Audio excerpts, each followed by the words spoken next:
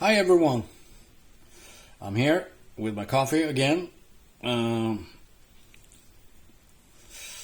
uh,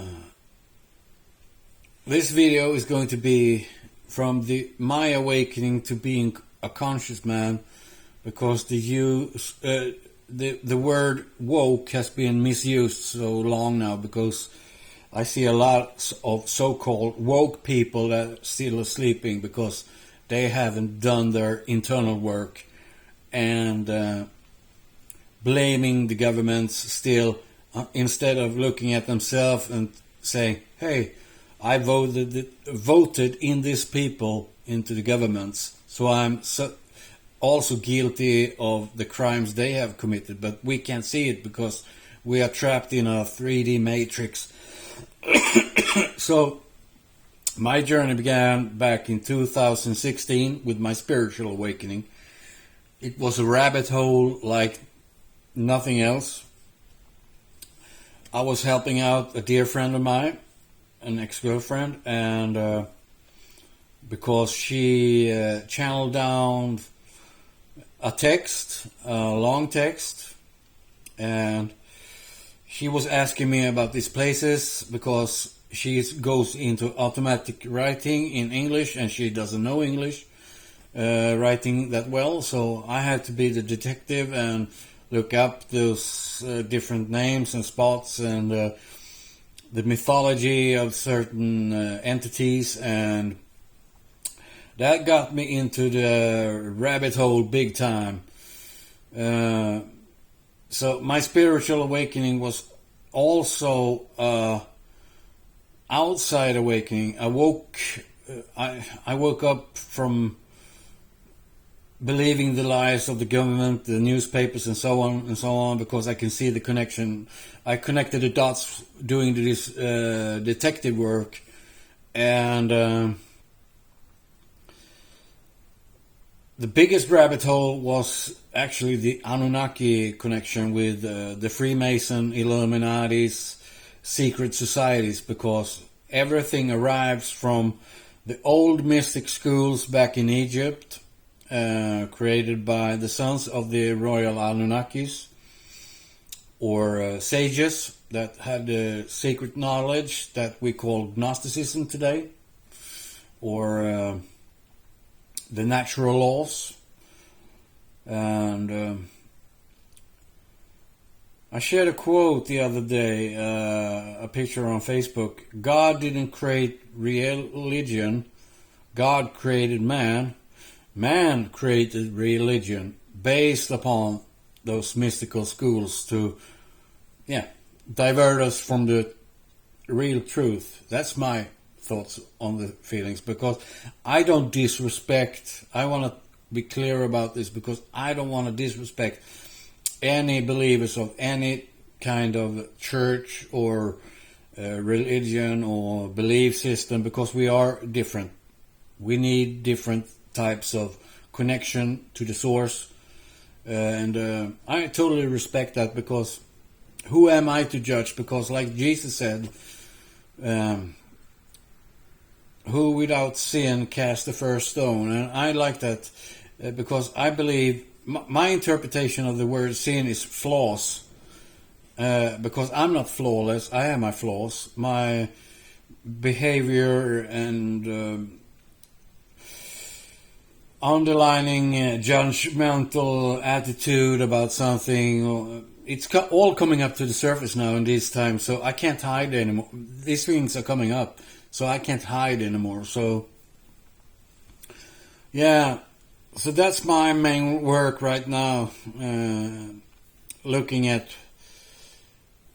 what it is in myself that I judge, and on the outside, because it's a mirror of my inside. But from being awake to being conscious, that's a big difference, because when you're conscious about how the universe works, and we live in a physical illusion world, it gets a lot more easier to see through the veil of lies. You have more compassion and understanding instead of judgment and resent. or anger. I used to be very angry about 4 years ago, 5 years ago. 8 years ago, I was very angry at the governments and all that. But now I'm trying to inspire people instead of being less judgmental and being angry, because Peter that I lived with in Värmland, he taught me, go out in the woods and scream, or find a dead wood tree branch and hit the stones and scream to get the anger out of the system, because that's a soul eater. And I mean it. It eats up your soul. And holding on to anger is like poison, Buddha said. And that's the truth for me. Because I got physical sicknesses in different parts of my body. And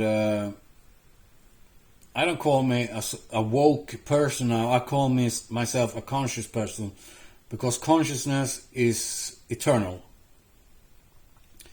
Because when we reside back into our source in our hearts, because we are both light and dark, and the darkness is the suppressed feelings, things, events, traumas that we have pushed down in the basement of the deepest place in our heart that we forget about. We throw away the key, but now we can't hide anymore because the energies that are coming in is taking it up to the light to incinerate by compassion, forgiveness. We have to forgive ourselves very hard now. I have to forgive myself for the things I have done in my past, because I wasn't always righteous. When I was homeless, I had to steal to survive, but I never stole from people or something like that. Always big companies that had a lot of money. Not privately owned, but more corporation-like. So I'm in my own forgiving process and looking at my own evolution of consciousness. So, and now I'm residing here in the countryside outside of Sala at Linda Rutherford's place. And she's a very conscious person also. We were about 30 people last night playing djembe and durkas and Iranian string instruments and piano, guitars, violins, having a fun time with like-minded people, because we need to be with like-minded people also, because otherwise when we wake up from the deep sleep that I call it, and you're starting to search for like-minded persons that are for love and peace in this world, in service to others and Gaia, I'm in. So today I'm very exhausted, and they are out picking apples in a place. So I said, I reside at the house and wait for you guys, and wait for we're going out picking cantarell mushrooms later. So I need the woods, I need the nature instead of picking apples right now. So I just wanted to talk to you about this waking up from being newly awakened to being a conscious man, because that's the story of Neo in Matrix. If you look at him waking up from the illusion to being enlightened, or consciousness itself, Christ conscious, and we all are the one.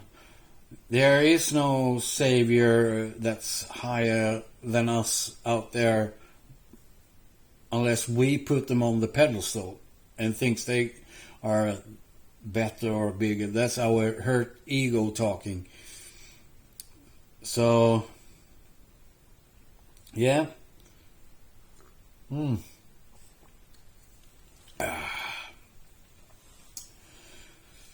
I lost my thread here, but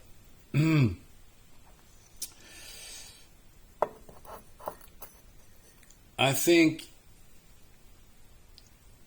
the great solar flash that is coming up, that every civilization out there is talking about, is going to push the Christ consciousness into the hearts and minds of every people out there. And there's no way to stop it. They are trying to stop it with geoengineering. Just look in the sky. They want you to look down in your phone, but look up in the sky and tell me what's wrong with the world. That is one side of the conscious mind, because the conscious mind cannot be blind anymore. We have to see what is really happening out there in the world, because that's a mirror of our inner world from where we were brought up with our parents and values and morale and such. I'm very tired today. I was awake up to 4:30 last night, chatting with a very conscious friend of mine in New York. A very dear friend. You know who you are. And we have a special connection, so when we start to write to each other, the time just flies. Because time is an illusionary time, linear time that we have created from when humanity started to be an industrial world back in the late 1800s. You know the clockwork? That's why they created time. Be on time or lose money. So they can count your hours, you know. And, yeah. Oh, 12 minutes. Oh, I look puffy under my eyes because I need some rest before I go out in the nature, a little bit. So think about how you've used the word, I'm a very woke.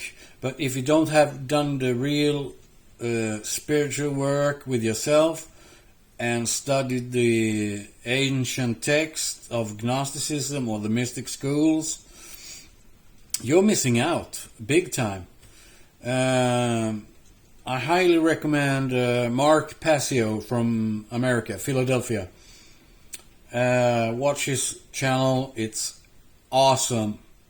He's a little bit frustrated because people don't really understand, because there's like a 5D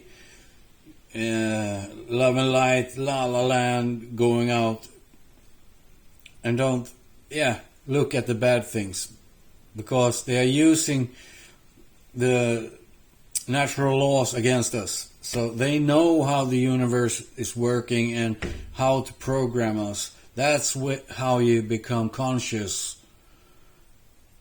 You woke up from a dream, yeah, so what? What you do after that, that's the most important part, in my book.